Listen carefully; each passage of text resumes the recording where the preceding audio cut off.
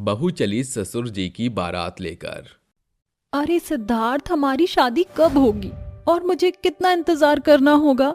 बस मेरे पिताजी कुछ ही दिनों में हैदराबाद से वापस आ रहे हैं। मैं उनसे अपनी और तुम्हारी शादी की बात कर लूंगा। अरे अपनी और मेरी नहीं, बल्कि हमारी शादी के बारे में बात करनी है। अरे हाँ हाँ वही। अनन्या और सिद्धार्थ दोनों कॉफी पीकर अपने अपने घर चले जाते हैं। देखते ही देखते 2-4 दिन बीत जाते हैं, जिसके बाद सिद्धार्थ के पिता गोपाल हैदराबाद से वापस उसके पास लौट आते हैं। अरे वाह बेटा, तुझे वापस अपने सामने देखकर बहुत खुशी मिल रही है। पिताजी, आप मुझसे पूरे 12 साल बाद मिल रहे हो। मुझे तो यकीन ही नहीं होता आप कितने बुजुर्ग हो गए हैं। अरे बेटा, तेरा पिता आज भी जवान है। ये देख, मैंने अपने आप को कितना अच्छे से मेंटेन किया है। वैसे ये बात तो सही कही आपने। आपकी उम्र के हिसाब से आपने अपने आप को बहुत अच्छे से मेंटेन किया है। दोनों बाप बेटे एक दूसरे से मिलकर बहुत खुश होते हैं और वह उस शाम को बहुत अच्छे से सेलिब्रेट करते हैं। अपने पिता को इतना खुश देखते ही सिद्धार्थ के मन में ख्याल आता है, पिताजी का मूड बिल्कुल ठीक है, क्यों ना मैं अभी इनसे शादी की बात कर लूं। अरे बेटा, क्या हुआ? तू क्या सोच रहा है? कहीं तेरे दिमाग में कुछ ख्याली पुलाव तो नहीं पक रहा? अरे नहीं पिताजी, मुझे आपसे बहुत जरूरी बात करनी है। तो बेटा देरी किस बात की है? मैं तेरे सामने हूँ, बता तुझे क्या बात करनी है। पिताजी, मैं एक लड़की से बहुत प्यार करता हूँ और मैं उसके बिना नहीं रह सकता। मैं उसी से शादी करना चाहता हूँ। अरे वाह बेटा, क्या बात है! ये तो बहुत अच्छी बात है। तो फिर मुझे उस लड़की से तुम कब मिलवा रहे हो? इसका मतलब पिताजी, आप हमारी शादी के लिए तैयार हो? गोपाल धीरे से कहता है, अरे बेटा, मेरा प्यार मुझे नसीब नहीं हुआ, कम से कम मेरे बेटे का तो प्यार उसे नसीब हो जाए। क्या हुआ पिताजी, आपने कुछ कहा है क्या? अरे नहीं बेटा, मैं तो ये कह रहा था कि अगर तुम अपनी पसंद की लड़की से शादी करना चाहते हो तो इससे अच्छी और क्या बात हो सकती है। यह सुनते ही सिद्धार्थ बहुत खुश होता है और अपने पिता को गले से लगा लेता है। अगले दिन जैसे ही सवेरा होता है, सिद्धार्थ अनन्या को अपने पिता गोपाल से मिलवा देता है। अनन्या से मिलते ही गोपाल को अनन्या बहुत पसंद आती है, जिसके बाद गोपाल अनन्या के माता पिता से उन दोनों की शादी की बात कर लेता है। कुछ दिनों में अनन्या और सिद्धार्थ की शादी हो जाती है और सिद्धार्थ अनन्या से शादी करके उसे अपने घर ले आता है। घर में अपनी बहू देखकर गोपाल अपने बेटे सिद्धार्थ और अपनी बहू से कहता है, आज मुझे अपना घर बिल्कुल भरा पूरा लग रहा है। यह सुनते ही सिद्धार्थ और अनन्या गोपाल के पैर छूते हैं, जिसके बाद गोपाल उन्हें कहता है, अरे बच्चों, तुम खुश रहो, बस मेरी तो यही ख्वाहिश है। देखते ही देखते अनन्या घर की सभी जिम्मेदारियों को अच्छे से संभाल लेती है। एक दिन अनन्या सभी के कपड़े लेकर वॉशिंग मशीन में धोने जा रही होती है। अरे, लगता है पिताजी की पैंट में कुछ है। जैसे ही अनन्या गोपाल की पैंट चेक करती है, उसके अंदर एक तस्वीर दिखाई देती है। अरे वाह, ये औरत कितनी खूबसूरत है। कहीं ये पिताजी की कोई माशूका तो नहीं है? अनन्या उस फोटो को संभाल कर रख लेती है, जिसके बाद शाम को जब सिद्धार्थ वापस घर लौटता है तो अनन्या वह फोटो सिद्धार्थ को दिखाती है। ये देखिए जी, आज मुझे पिताजी की पैंट से ये फोटो मिली है। क्या यही आपकी माँ है? सिद्धार्थ फोटो देखकर अनन्या से कहता है, मैंने कभी अपनी माँ की तस्वीर नहीं देखी और पिताजी ने कभी उनके बारे में कुछ बताया नहीं। एक बार मैंने उनसे पूछा था तो उन्होंने बताया कि एक दुर्घटना के दौरान मेरी माँ की मृत्यु हो गई थी। उस दिन के बाद से मैंने पिताजी से माँ के बारे में कुछ नहीं पूछा। यह सुनते ही बेचारी अनन्या शांत हो जाती है और आगे वह कुछ नहीं पूछती। ऐसे ही कुछ दिन बीत जाते हैं और एक दिन अनन्या सब्जी मंडी में सब्जी खरीदने जाती है। मैंने टमाटर ले लिया, आलू ले लिए, प्याज ले लिया और कुछ रहा तो नहीं। अरे हाँ, मैंने अभी तक सलाद बनाने के लिए तो कुछ खरीदा ही नहीं। अनन्या खीरे खरीदने लगती है कि तभी उसके सामने एक औरत आती है, जिसे देखकर वह हैरान रह जाती है। अरे, ये तो वही औरत है जिसकी फोटो पिताजी की पॉकेट से निकली थी। लेकिन ये औरत है कौन? अनन्या उस औरत का पीछा करने लगती है। देखते ही देखते अनन्या पीछा करते करते उस औरत के घर तक पहुंच जाती है और उसके घर की खिड़की से झांक कर अंदर देखती है। अरे, ये औरत लगता है यहाँ पर अकेली ही रहती है। तभी अनन्या को उस औरत के घर में एक तस्वीर दिखाई पड़ती है, जिसमें गोपाल और वह औरत एक साथ खड़े होते हैं। मेरा शक बिल्कुल सही निकला। ये तो पिताजी की कोई प्रेमिका है, मुझे इससे बात करनी होगी। अनन्या उस औरत के पास जाती है और उससे कहती है, आप कौन हो और इस फोटो में जो आदमी है वो कौन है? ये पूछने वाली तुम कौन होती हो? क्योंकि ये आदमी मेरे ससुर जी हैं, इसलिए मेरा ये पूछने का पूरा हक है। अनन्या के मुंह से यह सुनते ही रजनी की आंखों में आंसू आ जाते हैं और वह कहती है, क्या कहा तुमने? क्या गोपाल जी जिंदा हैं? हाँ, मेरे ससुर जिंदा हैं। मुझे तो कुछ समझ ही नहीं आ रहा है। क्या आप मुझे सारी बातें सच सच बताओगी? हाँ, मैं तुम्हें सब कुछ बताऊंगी। बैठो। अनन्या शांति से बैठ जाती है, जिसके बाद रजनी उसे बीते हुए कल के बारे में बताती है। कुछ समय पहले की बात है, मैं और गोपाल जी एक दूसरे से बहुत प्यार करते थे। मैं बहुत अमीर खानदान से थी, जिसके चलते मेरे पिताजी ने गोपाल जी से मेरी शादी नहीं करवाई और गोपाल जी के सामने एक शर्त रखी। पिताजी ने उन्हें खूब सारा पैसा कमाने के लिए कहा। गोपाल जी पैसा कमाने लगे, लेकिन एक दिन पिताजी मेरे पास आए और उन्होंने मुझे बताया कि गोपाल जी एक दुर्घटना के दौरान चल बसे, जिसके बाद उन्होंने मेरी शादी करवा दी। लेकिन मेरी शादी के अगले दिन ही मेरे पति की मृत्यु हो गई थी। तब से मैं अकेले रहने लगी। इसका मतलब आप आज भी पिताजी से उतना ही प्यार करती हैं जितना पहले करती थी? हाँ, मैं उनसे बहुत प्यार करती हूँ। ये सुनने के बाद अनन्या वापस घर लौट आती है, जिसके बाद वह शाम को अपने ससुर के आने का इंतजार करने लगती है। जैसे ही गोपाल घर लौट आता है, अनन्या गोपाल से पूछती है, पिताजी, आप हमसे कुछ तो छुपा रहे हो। आज हम सब कुछ सच जानना चाहते हैं। इस तस्वीर में जो औरत है वह कौन है? अरे, ये औरत मेरी प्रेमिका है, जिससे मैं प्यार किया करता था। एक दिन रजनी अपनी सहेलियों के साथ ट्रिप पर गई थी, लेकिन उस ट्रिप पर उनकी कार का एक्सीडेंट हो गया था, जिसके चलते अब वो दुनिया में नहीं रही। एक सच और है जो मैंने आज तक सिद्धार्थ से छुपाया है। सिद्धार्थ मेरा बेटा नहीं है, वो मेरे बड़े भाई का बेटा है।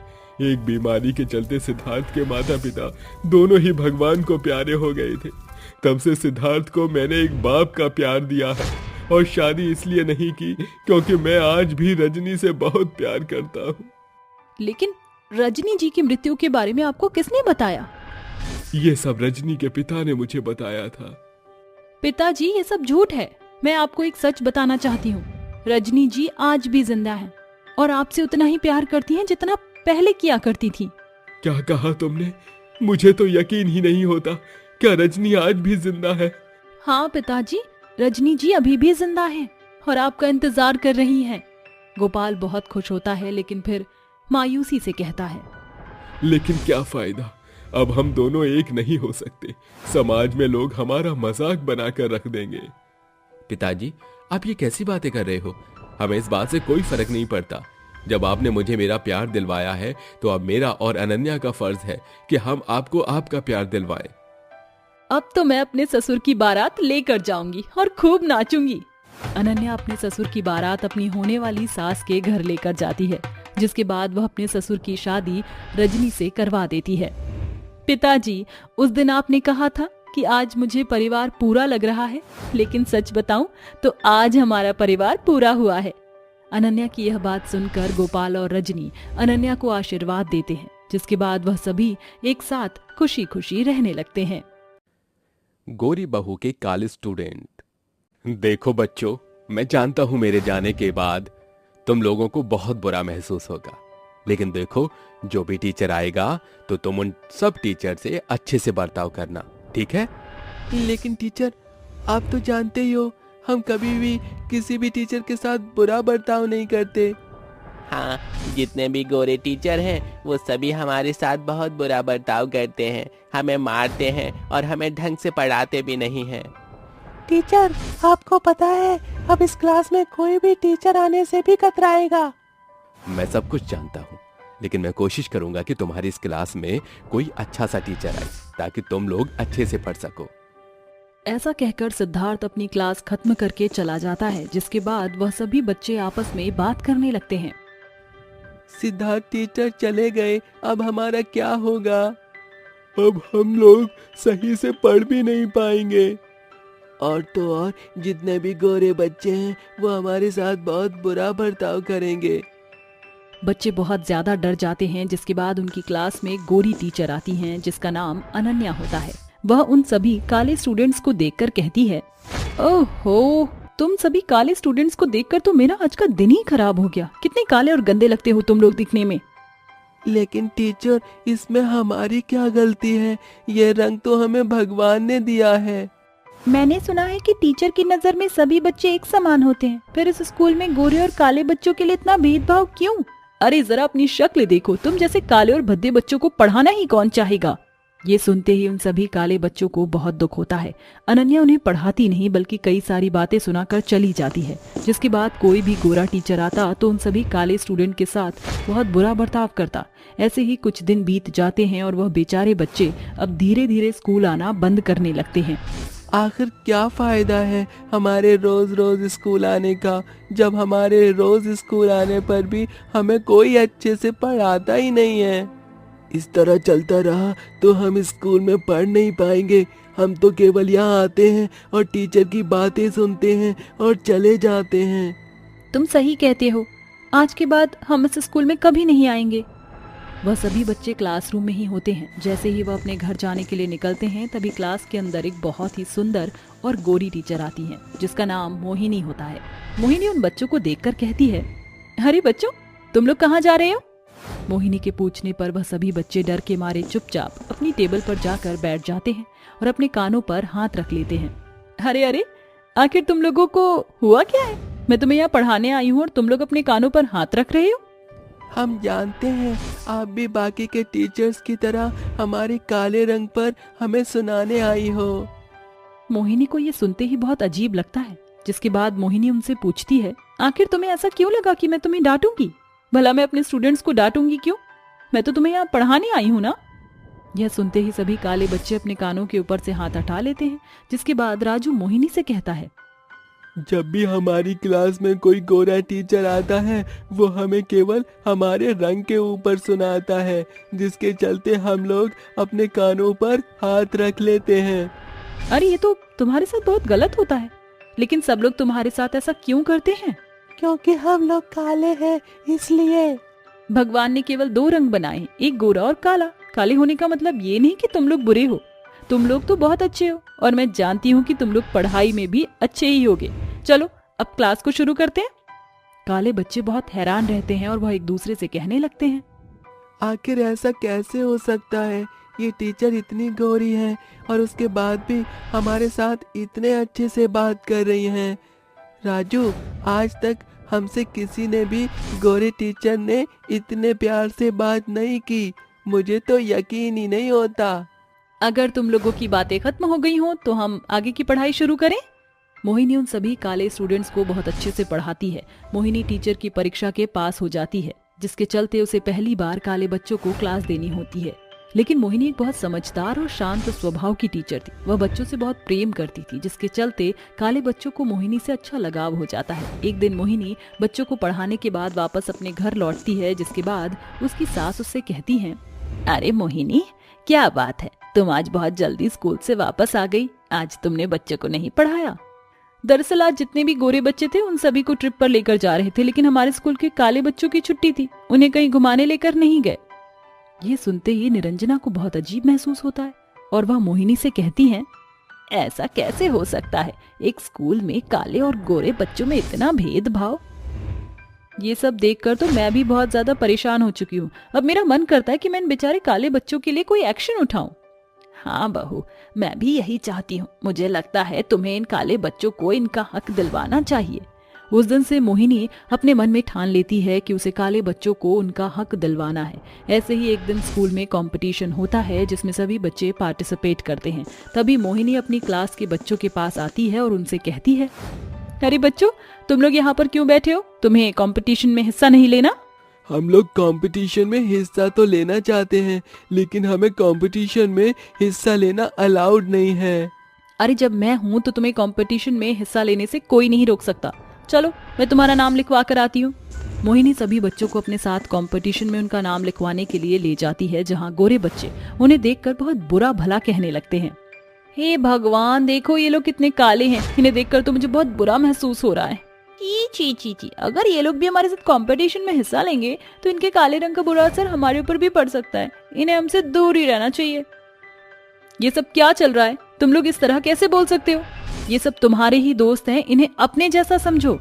मोहिनी के आगे कोई कुछ नहीं कह पाता। तभी मोहिनी प्रिंसिपल के ऑफिस में जाती है और प्रिंसिपल से कहती है, देखिए सर, अगर इस स्कूल में काले और गोरे बच्चों के साथ भेदभाव होगा तो बच्चे आगे कैसे बढ़ेंगे और इससे कई बच्चों पर बुरा असर भी पड़ सकता है। तुम तो जानती हो, गोरे बच्चों के माँ बाप उन्हें काले बच्चों से दूर रहने के लिए कहते हैं, फिर मैं उन्हें एक साथ कैसे पढ़ा सकता हूँ? इन सब के लिए मेरे पास एक बहुत अच्छा प्लान है। अगर आप मेरा साथ देना चाहोगे तो उस स्कूल का प्रिंसिपल बहुत अच्छा होता है जो मोहिनी के साथ उसका साथ देने के लिए तैयार हो जाता है। मोहिनी कंपटीशन में एक ड्रामा क्रिएट करती है जिसमें गोरे बच्चे स्टेज पर खड़े होकर ड्रामा कर रहे होते हैं और उनके पेरेंट्स उन्हें देख रहे होते हैं। तभी अचानक से वहाँ पर एक बिजली का शॉर्ट सर्किट होता है जिसके चलते वह सभी यहाँ से वहाँ भागने लगते हैं। तभी वहाँ पर काले बच्चे आते हैं और एक एक करके सभी को स्कूल से बाहर सुरक्षित जगह पर ले जाने लगते हैं।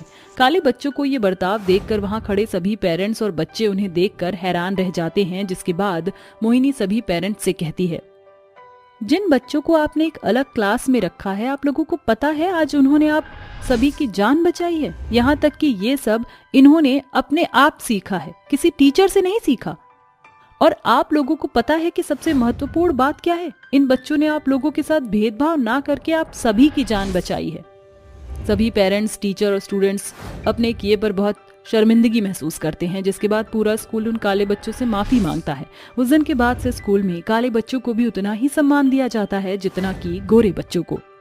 3 जादुई गाय। शहरी आबादी से कोसों दूर बड़ा पंचकुला गांव अपने आप में बेहद सुखी समृद्ध था, क्योंकि समय के साथ सभी जन ने अपने मिट्टी के गुमटी को तुड़वाकर उसे घर के सुंदर साँचे में गड़वा लिया।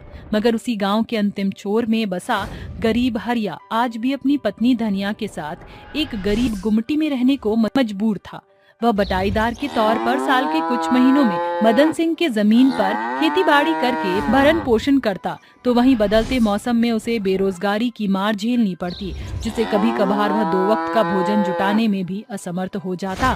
अरे धनिया, और कितना वक्त लगेगा? कुछ नहीं तो रात का बचा हुआ बासी तरकारी रोटी ही ला दो। ये लो जी, रात की रोटियां भी सेक दी हैं, खा लो। क्या बात है धनिया, तुम इतना हिचक क्यों रही हो? अजी, तुम्हें ये बासी खाना खाते देखकर मेरा कलेजा बहुत कचोटता है। जाने लक्ष्मी मैया कब हमारे घर की दुख और दरिद्रता दूर करेंगी। धनिया, भूखे के बेड़ा पर मिली हुई सूखी रोटी भी मेवे मिष्ठान से बढ़कर है। अच्छा चलत है, आज फसल की कटाई से पिछले 3 माह का मेहनताना तय होगा। लक्ष्मी मैया की दया दृष्टि रही तो अब के बरस हम गरीबों की दिवाली भी बड़े धूमधाम से बीतेगी। इसके बाद हरिया खेत पर पहुंचता है, जहां फसल को लहलहाता देखकर उसकी आस मानो मुकम्मिल होती दिख रही थी। वह एक सवेर से देर सांझ तक गेहूं की फसल की कटाई खत्म करके कहता है, शुक्र है ईश्वर की दया से कटनी का काम निपट गया। फिर अचानक खेत का मालिक मदन सिंह वहां दस्तक देता है। अरे हरिया, हो गई फसल की कटाई? हाँ मालिक, कटनी से मिलाकर 50 बोरी गेहूं की बोरियां निकली हैं। बहुत खूब भाई, तेरे हाथों में माँ अन्नपूर्णा का वास है। तू जो बोता है उसका 10 गुना काटता है। ये ले तेरा मेहनताना। शुक्रिया मालिक, मुझ गरीब की दीपावली इससे मुकम्मल हो जाएगी। हरिया हंसी खुशी पैसे लेकर घर लौट आता है। अब दीपावली में 2 दिन शेष रह जाते हैं। सभी के घरों में दीपावली की साज सज्जा शुरू हो जाती है, मगर दीपावली के एक रात पहले 3 गाय गांव की सीमा में घुस आती हैं। उन्हें देखकर क्रूर कैलाशी डंडे से उन्हें खदेड़ते हुए कहती है, भाग भाग, अरे ये कुर्रा कच्चर गाय जाने गाँव में कहाँ से घुस आई? अरे बसंता दौड़ो। आवाज सुनकर बसंता बाहर आकर बोलता है, अरे क्या हुआ कैलाशी काकी? अरे बसंता देखना, जाने कहां से ये गाय गांव में घुस आई है। बसंता पास पड़े डंडे से गाय को मारने लगता है। गाय जोरों शोरों से करहाती हुई सींग हिलाने लगती है।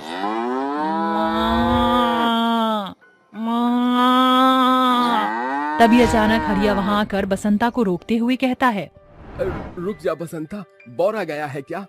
भला इस कदर कोई बेजुबान जानवर को मारता है? बेचारी इन गौ माता को लहूलुहान कर दिया। अरे मरखा गौ को मारे नहीं तो का पूजा करे? और तूने क्या इन गायों का बीड़ा उठा रखा है जो तेरा कलेजा कचोट रहा है? हाँ, उठाऊंगा मैं इन गायों का बीड़ा। खुद की जिंदगी तो गरीब गुमटी में गुजर रही है। अरे इन 3-3 गाय को क्या द्वार पर बांधेगा?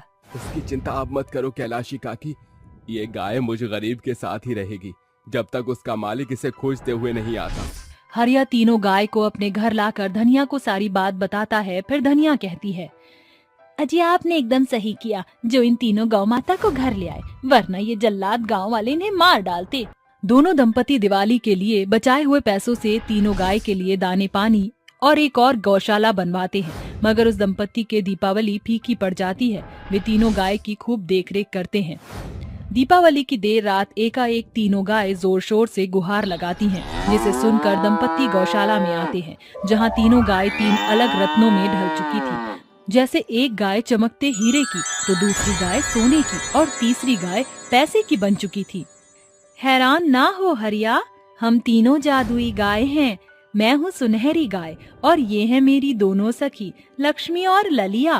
तुम दोनों दंपति महालक्ष्मी के सच्चे आराधक हो, इसीलिए माँ लक्ष्मी ने हम तीनों जादुई गाय को भेंट स्वरूप तुम्हारे घर भेजा है। कहो हम तुम्हारी कैसे मदद कर सकती हैं?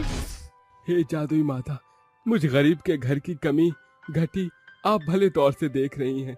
बस इतना कर दीजिए कि हमारा भी जीवन आसान हो जाए। एकाएक हीरे पैसे और सोने के सांचे में ढली तीनों जादुई गाय अपने जुबान के जबड़े को खोल देती हैं, जिसके भीतर से सोने के सुंदर सिक्के, चमचमाते हीरे और नोट की बौछार बरस पड़ती है। जिसके बाद पैसों की बनी जादुई लक्ष्मी गाय कहती हैं, हरिया, धनिया, इन हीरे पैसे और सोने को बेचकर तुम सोझे तौर पर अपने घर से दुख और दरिद्रता दूर कर लो। अगले दिन पूरे गांव में गोवर्धन पूजा की होड़ होती है। धनिया गाय के गोबर से अपने घर को लीप पोत कर काम खत्म करती है। जिसके बाद हरिया सुनार के हाथों सौदा किए रत्नों से जो पैसे मिलते हैं, उसे सबसे पहले तीनों जादुई गाय के खातिर मावा मिष्ठान खरीद कर लाता है। ये तीनों जादुई गाँव माता, आज आपकी बदौलत मुझ गरीब बेबस के दिन फिरे हैं और मेरे घर के अनाज की बोरियां भरपूर भरी हैं। हरिया जादुई गाय का शुक्रिया अदा कर ही रहा था कि बसंता बिलखता हुआ उसके पास आता है। अरे बसंता, तू रो बिलख क्यों रहा है? अरे गजब हो गया हरिया, दीपावली की रात मेरे भूल से द्वार खुला छूट गया और जाने कौन चोर उचक्का हमरे घर में हाथ साफ कर गया। सारा रुपया पैसा जेवर सब लूट ले गया। अरे सोचा नहीं था कि दीपावली के अगले दिन मेरे घर में दाने दाने के लिए भी लाले पड़ जाएंगे। उधार के तौर पर थोड़ा बहुत राशन और पैसे हो तो दे दे, मैं तुझे जल्दी लौटा दूंगा। अरे चिंता मत कर मेरे दोस्त, मैं तेरी मदद करता हूँ। हरिया अपने तीनों जादुई गाय की ओर निहारते हुए कहता है, हे मेरी तीनों जादुई गौ माता, बसंता की मदद करो।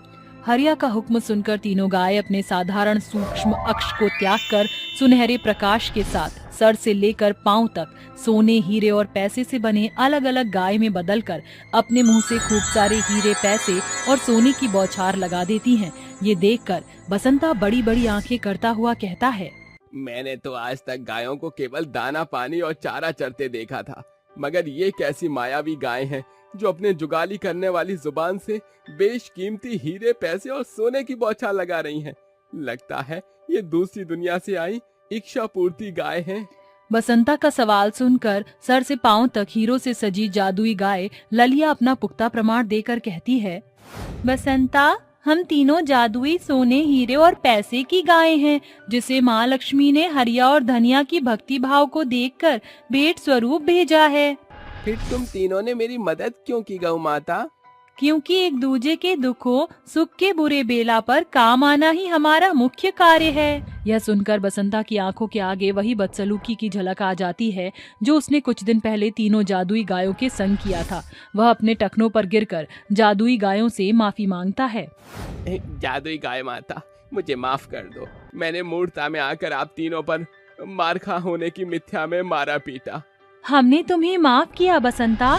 जाओ और हमारे दिए हीरे, पैसे और सोने से अपने घर की बदहाली को बदलकर सुनहरा आयाम दो। गोवर्धन पूजा के सांझ होने तक हरिया के तीनों जादुई गायों की खबर पूरे गांव में हवा की तरह सन्ना उठती है, जिसके बाद गांव का सारा समुदाय बारी बारी से तीनों जादुई गौ माता का पूजन करता है। बदले में तीनों जादुई गाय उन्हें भेंट में हीरे, पैसे और सोना देती हैं। 3 जादुई गाय के आने से गरीब हरिया, जो कल तक बड़ी मुश्किलों से खेतीबाड़ी करके जोड़ जमा से कभी खाता तो कभी भूखा रहता, आज वह सैकड़ों खेत खलिहान का मालिक है। बावजूद इसके हरिया और धनिया की आंखें घमंड से कभी नहीं चढ़ी। वह अक्सर अपने जादुई 3 गाय के जरिए गरीब बेसहारा लोगों की मदद करता था। साथ ही अपने बदले बेहतर दिनों के लिए वह तीनों जादुई गाय को सफलता श्रेय देना नहीं भूलता। ये थी कहानी 3 जादुई गाय की एक झलक। कूड़ा कबाड़ा बीनने वाली गरीब सास बहू। चारों तरफ शहनाइयां बज रही होती हैं और विवेक मंडप में बैठा हुआ अपनी होने वाली पत्नी का इंतजार कर रहा होता है। तभी उसकी होने वाली पत्नी नंदिनी शादी के जोड़े में आती है और मंडप में आकर बैठ जाती है, जिसके बाद उन दोनों की शादी हो जाती है। आखिरकार मेरे बेटे की शादी हो ही गई। अब मुझे किसी बात की कोई टेंशन नहीं है। अब मेरे घर को मेरी बहू आराम से संभाल लेगी। शिल्पा अपने बेटे और अपनी बहू को घर ले आती है, जिसके बाद शिल्पा अपनी बहू का गृह प्रवेश करती है। गृह प्रवेश करने के बाद शिल्पा अपनी बहू को उसके कमरे में छोड़ आती है और अपने कमरे में चली जाती है।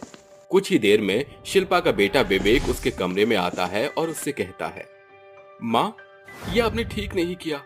आपको पता है ना, मुझे अभी शादी नहीं करनी थी और आपने मेरी शादी जबरदस्ती करवा दी। ऊपर से जिससे मेरी शादी आपने करवाई है वो गांव की गवार है, यहाँ तक कि अनपढ़ भी है। ऐसी औरत के साथ मैं कैसे रहूंगा? अरे बेटा, ये तू कैसी बातें कर रहा है? तुझे पता है ना नंदिनी कितनी समझदार और सुलझी हुई लड़की है। वो तेरा साथ जीवन भर निभाएगी। अरे माँ, इतनी पढ़ाई लिखाई मैंने इसलिए नहीं की थी कि मैं एक गंवार औरत के साथ अपनी पूरी जिंदगी खराब कर लूं। और वैसे भी मुझे विदेश से जॉब का ऑफर आया है, तो मैं यहाँ से जा रहा हूँ। सुहाग रात वाले दिन विवेक अपना बैग पैक करता है और विदेश निकल पड़ता है। इस बात से शिल्पा बहुत ज्यादा परेशान हो जाती है। अब मैं अपनी बहू से क्या कहूँगी? हे भगवान, ये विवेक ने क्या कर दिया? शिल्पा नंदिनी के कमरे में जाती है और उससे कहती है, अरे बहू, दरअसल विवेक को जल्दी में विदेश जाना पड़ा क्योंकि उसे एक बहुत अच्छी नौकरी का ऑफर मिला है। उसने कहा है कि वो जब वहाँ सेटल हो जाएगा तो हमें भी बुला लेगा। कोई बात नहीं माँ जी, विवेक जी पढ़े लिखे हैं, अभी उन्हें अपना करियर बनाना होगा। मैं उनके करियर के बीच में नहीं आऊंगी। नंदिनी की ये बात सुनकर शिल्पा को बहुत खुशी होती है, लेकिन वहीं दुख भी होता है, जिसके बाद शिल्पा अपने कमरे में चली जाती है।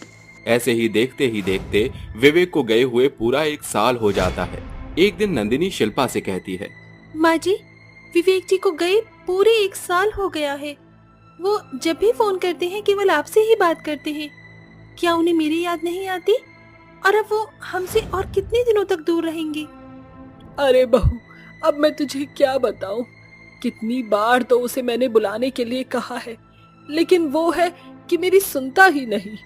शिल्पा नंदिनी को फिर से समझाने लगती है, लेकिन तभी दरवाजे पर कोई दस्तक देता है। नंदिनी जैसे ही दरवाजा खोलती है, दरवाजे पर विवेक एक मॉडल लड़की के साथ खड़ा होता है। उस लड़की की मांग में सिंदूर भरा होता है। विवेक जी, आप आ गए? अरे ये क्या, तुम अभी तक यहीं हो? तुम अपने मायके वापस नहीं गई? अरे माँ कहाँ हो? देखो, आपका बेटा आ गया है। विवेक नंदिनी को नजरअंदाज करके घर के अंदर चला जाता है और शिल्पा को गले से लगा लेता है, जिसके बाद विवेक शिल्पा से कहता है, देखो माँ, ये रही आपकी बहू। मैंने कहा था शादी में उस लड़की से करूंगा जो मेरे टक्कर की होगी। अरे बेटा, ये तूने क्या अनर्थ कर दिया? अरे तू तो पहले से ही शादीशुदा था। अब नंदिनी का क्या होगा? वो बेचारी पूरे 1 साल से तेरे आने का इंतजार कर रही थी और तूने उसे ही धोखा दे दिया। माँ, मैंने तो आपसे कहा था ना फोन पर कि उसे उसके घर भेज दो। आपने क्यों नहीं भेजा? देखो माँ, आज से आपकी बहू निशा है, ना कि नंदिनी। नंदिनी ये सब सुन लेती है और वो खड़ी खड़ी रोने लगती है। विवेक अपनी पत्नी निशा को लेकर अपने कमरे में चला जाता है। माँ जी, आपने क्यों इतना बड़ा राज मुझसे छुपाया? मुझे माफ कर दे बहू। मैं नहीं जानती थी कि मेरा बेटा इतनी बड़ी गलती कर देगा। मैं तेरे पैर पड़ती हूँ, मुझे माफ कर दे। अरे नहीं नहीं माँ जी, आप मेरे पैर मत पड़िए। बस मैं आपसे हाथ जोड़कर विनती करती हूँ, अगर मैं यहाँ से घर वापस लौट गई तो मेरे माता पिता की बहुत बदनामी होगी। मैं इस घर के किसी भी कोने में रह लूंगी, मुझे यहाँ से जाने के लिए मत कहिएगा। नंदिनी अपनी सौतन के साथ रहने के लिए तैयार हो जाती है। वहीं निशा बहुत तेज होती है। वो विवेक को अपनी बातों में फंसाकर बेचारी नंदिनी और शिल्पा दोनों सास बहू को घर से बाहर निकलवा देती है। अब बेचारी नंदिनी और शिल्पा के पास कोई ठिकाना नहीं होता और ना ही उनके पास पैसे होते हैं। अरे बहू, तू क्यों मेरे पीछे अपनी जिंदगी बर्बाद कर रही है? जा, तू अपने माता पिता के पास चली जा। मैं तो कहीं भी अपना ठिकाना ढूंढ लूंगी। नहीं माँ जी, मैं आपका हाथ नहीं छोड़ूंगी। आप मेरी माँ जैसी हो और आपका साथ निभाना मेरा फर्ज है। ऐसा कहकर नंदिनी सड़क पर पड़ा हुआ कूड़ा बीनने लगती है, जिसके बाद वो कूड़ा बीनकर एक कबाड़ी को दे देती है। कबाड़ी नंदिनी को कुछ पैसे दे देता है, जिसे देखकर शिल्पा कहती है, मुझे नहीं पता था कि हमारे ऊपर ऐसी नौबत आएगी कि हम लोग कूड़ा बीनना शुरू कर देंगे। कोई काम छोटा या बड़ा नहीं होता माँ जी, पेट के लिए जो काम मिल जाए वही सबसे बढ़िया है। और फिर इस काम से हमें पैसा नहीं लगाना होगा, इसके चलते हमारा वातावरण भी साफ रहेगा। नंदिनी की बात सुनने के बाद शिल्पा भी उसके साथ कूड़ा बीनना शुरू कर देती है। दोनों सास बहू कूड़ा बीन कर 2 पैसे कमाते, उनसे वो अपना रोजमर्रा का खर्चा निकाल लेती। देखते ही देखते उनका कूड़ा बेचने का काम अच्छा खासा चलने लगता है, जिसके चलते वो एक किराए पर घर ले लेते हैं।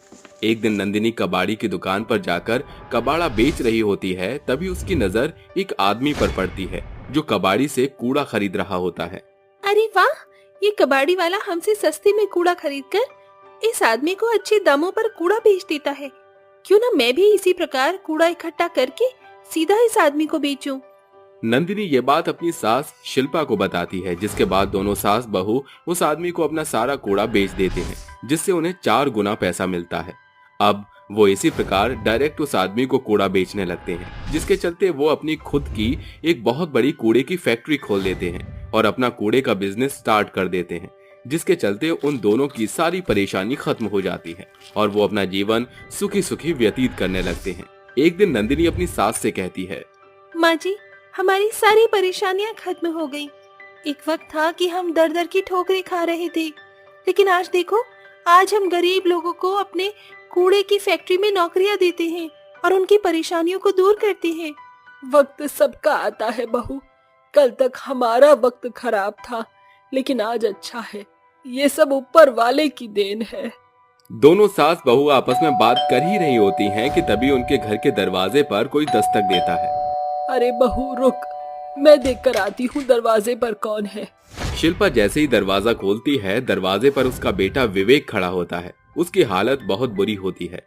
वो अपनी माँ को देखते ही रोते हुए कहता है, माँ मुझे माफ कर दो। माँ, मुझसे बहुत बड़ी भूल हो गई। मुझे अपनी गलती का पछतावा है माँ। निशा ने मुझे धोखा दिया और मेरा सारा पैसा लूट कर चली गई। अच्छा, तो ये बात है। तुझे क्या लगता है कि हम तुझे माफ कर देंगे? अरे चला जा यहाँ से, मैं तुझे कभी माफ नहीं करूंगी। तभी नंदिनी आती है और कहती है, रुक जाइए विवेक जी। अरे माँ जी, आप ऐसा क्यों कर रही हो? विवेक जी को उनकी गलती का पछतावा है, आप उन्हें माफ कर दीजिए। मैं इसे कैसे माफ करूं? इसने तुझे ही नहीं, मुझे भी धोखा दिया है। अरे एक बेटे होने तक का फर्ज नहीं निभाया इसने। सुबह का भूला जब शाम को वापस घर आ जाए तो उसे भूला नहीं कहते। आप अपना गुस्सा थूक दीजिए, क्योंकि मैंने विवेक जी को माफ कर दिया है। देखा बेटा, तूने जिस औरत को तूने ठुकराया था, आज वही तुझे माफ कर रही है। विवेक नंदिनी के पैरों में गिर जाता है और उससे माफी मांगता है। नंदिनी विवेक को उठाती है और घर में ले आती है। उस दिन के बाद से शिल्पा, नंदिनी और विवेक काली बहू ने किया गोरी सौतन का स्वागत।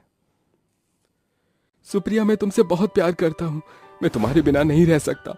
मेरी माँ ने मेरी शादी जबरदस्ती एक काली लड़की से करवा दी है।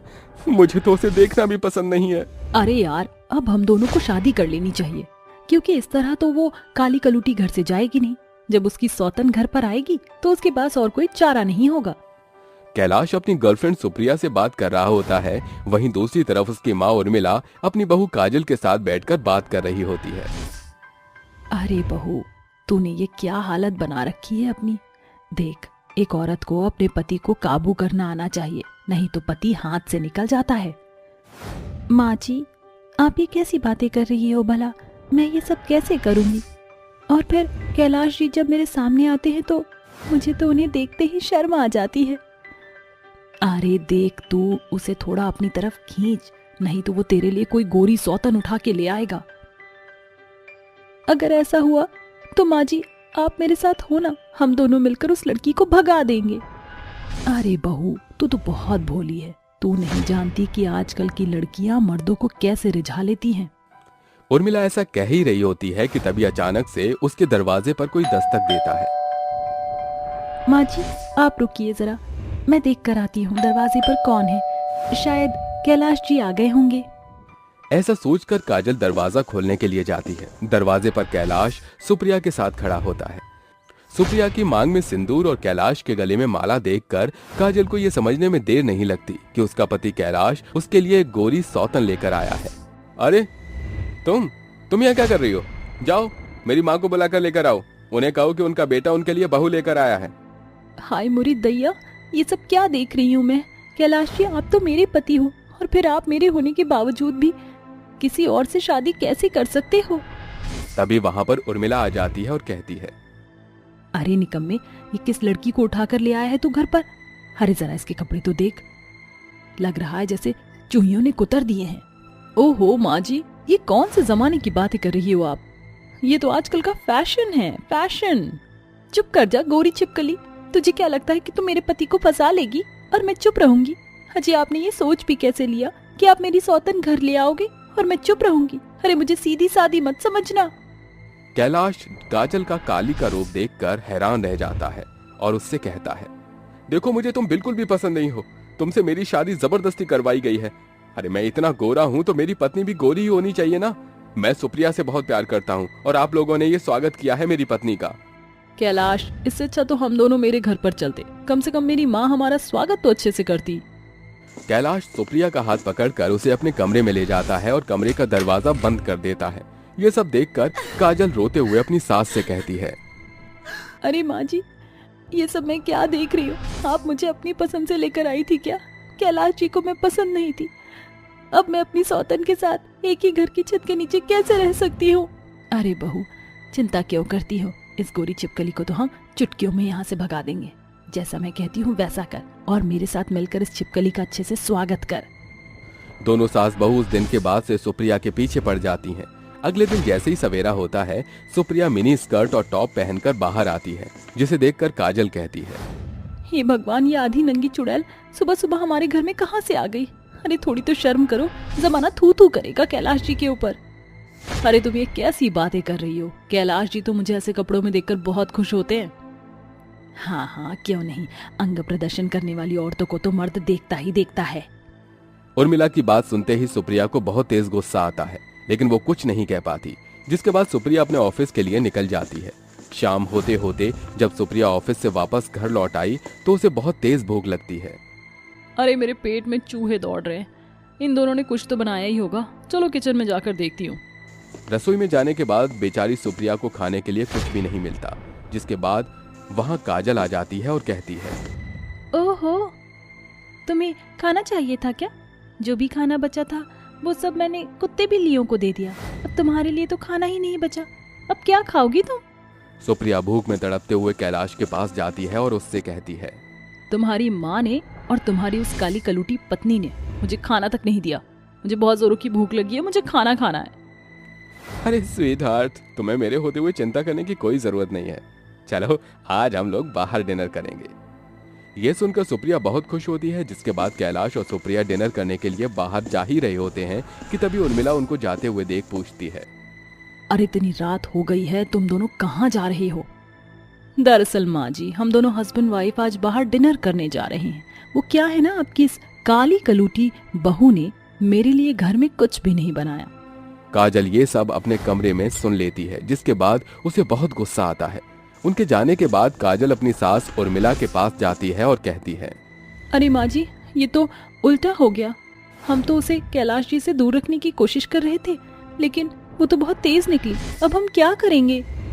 आने दे उसको, आज की रात मैं उसे सबक सिखा कर ही रहूंगी। रात को डिनर करने के बाद दोनों वापस घर लौट आते हैं और सोने के लिए चले जाते हैं। उन दोनों के सोने के बाद उर्मिला एक छोटा सा पिंजरा लेकर आती है जिसमें कई सारे चूहे बंद होते हैं। वो अपनी बहू काजल के साथ मिलकर उन चूहों को सुप्रिया के ऊपर छोड़ देती है और चुपके से वहां से चली जाती है। रात भर चूहों के डर से सुप्रिया सो भी नहीं पाती। वहीं दूसरी तरफ कैलाश गहरी नींद में सो जाता है। अरे कैलाश, उठो उठो ना, देखो यहाँ पर इतने सारे चूहे हैं, ऊपर से ये सभी चूहे मेरे ही बिस्तर पर कूद रहे हैं। मुझे बहुत डर लग रहा है। कैलाश उठो ना। कैलाश गहरी नींद में होता है, जिसके चलते सुप्रिया पूरी रात परेशान रहती है। अगले दिन जब सुप्रिया अपने कमरे से बाहर निकलती है तो उर्मिला उसे देखकर कहती है, क्यों बहू रानी, कैसी नींद आई पूरी रात भर? सुप्रिया सब कुछ समझ जाती है, जिसके बाद वो कैलाश को ये सब बताती है। लेकिन कैलाश उसकी बात का विश्वास ही नहीं करता और वो सुप्रिया से कहता है, अरे तुम्हें कोई गलत फहमी हुई है। अरे वो काली जरूर है, लेकिन इतनी चालाक नहीं कि वो तुम्हें परेशान कर सके। मैं उसे बहुत अच्छे से जानता हूँ, वो बिल्कुल भीगी बिल्ली है। सुप्रिया कई बार कैलाश को समझाने की कोशिश करती है, लेकिन कैलाश उसकी बातों को नजरअंदाज कर देता है, जिसके चलते सुप्रिया को बहुत गुस्सा आता है और वो कैलाश से कुछ कहना ही छोड़ देती है। वहीं दूसरी तरफ उसके ऑफिस में एक स्मार्ट और हैंडसम लड़का आता है, जिसके बाद सुप्रिया उससे अपनी बातचीत बढ़ाना शुरू करती है। एक दिन सुप्रिया अपने आप से कहती है, अरे मैं कब तक इस काली कलूटी और इस डेंजरस सास को झेलूंगी? ये सब मेरे बस की नहीं है। इससे अच्छा तो मैं किसी अमीर लड़के को पटा लेती हूँ। कम से कम मैं उसके साथ खुश तो रहूंगी और फिर इतने ड्रामे भी नहीं होंगे मेरे साथ। देखते ही देखते सुप्रिया अपने ऑफिस के एक लड़के के साथ शादी करके भाग जाती है। जैसे ये बात कैलाश को पता चलती है, वो रोते हुए अपनी माँ और अपनी पत्नी काजल के पास आता है। मुझसे गलती हो गई, मुझे माफ कर दो काजल। तुम काली हो लेकिन तुमने मुझे छोड़ा नहीं। सुप्रिया ने तो 2 दिन में ही मुझे छोड़ दिया। मुझे अपनी गलती का पछतावा है। अरे बहू, शाम का भूला सुबह जब घर वापस लौट आए तो उसे भूला नहीं कहते। तू भी अपने गिले शिकवे को मिटा दे और कैलाश के साथ खुशी खुशी अपने जीवन की शुरुआत कर। काजल कैलाश को माफ कर देती है, जिसके बाद काजल और कैलाश दोनों एक साथ खुशी खुशी रहने लगते हैं।